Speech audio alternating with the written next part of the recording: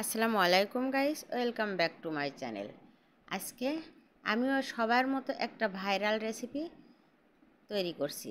চলুন রেসিপিটি দেখে আসি। আমি প্রথমে এখানে মেজারমেন্ট কাপের 1 কাপ সাবুদানা নিয়ে নিয়েছি।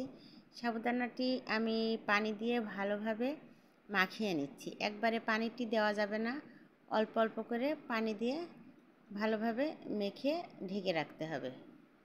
এই 10-15 মিনিট মতো। 10-15 মিনিট পরে এটা ভিজে মানে এরকম চাপ দিলে হাতের ভিতরে একটু মাঝ মাঝ মতো লাগবে, সে অবস্থায় সাবুদানাটি সুন্দর করে মথে নিতে হবে। এইটা মেখে নেওয়ার পরে আমি আরও 5 মিনিট রেস্টে রেখে দিচ্ছি। দেওয়ার পরে এটা ছোট ছোট বল করে তৈরি করে নিতে হবে। আমি কিছু লম্বা করেও করেছি, গোল করেও করেছি। এগুলো সব একবারে তৈরি করে নেওয়ার পরে আমি এদিকে দুধ জ্বালাতে দিয়েছি।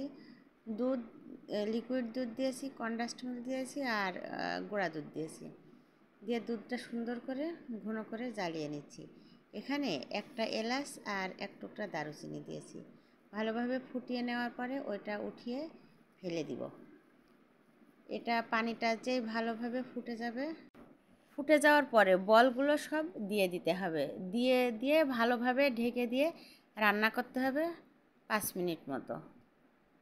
5 মিনিট কি 10 মিনিট দেখবেন এটা ফুলে ডাবল হয়ে যাবে আর নরম তুলতুলে, দেখে মনে হবে এখনই খাই।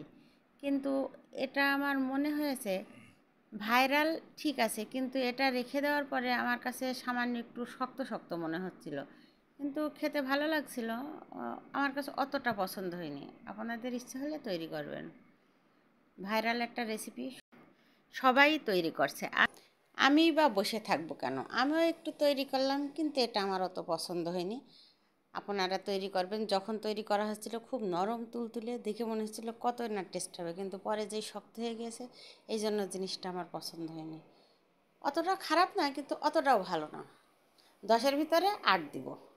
এইভাবেই তৈরি হয়ে গেল আমার কাছের পায়েস। এই রেসিপিটি যদি আপনাদের ভালো লেগে থাকে আমার ইউটিউব চ্যানেলটি সাবস্ক্রাইব করে পাশে থাকবেন প্লিজ। আর ফেসবুক পেজ থেকে যারা দেখবেন লাইক, ফলো, শেয়ার। এই রেসিপিটা আপনারা একবারের জন্য হলো তৈরি করে খাবেন। আবারও ফিরে আসবো নতুন কোনো রেসিপি নিয়ে। ভালো থাকবেন, সুস্থ থাকবেন। আল্লাহ হাফেজ।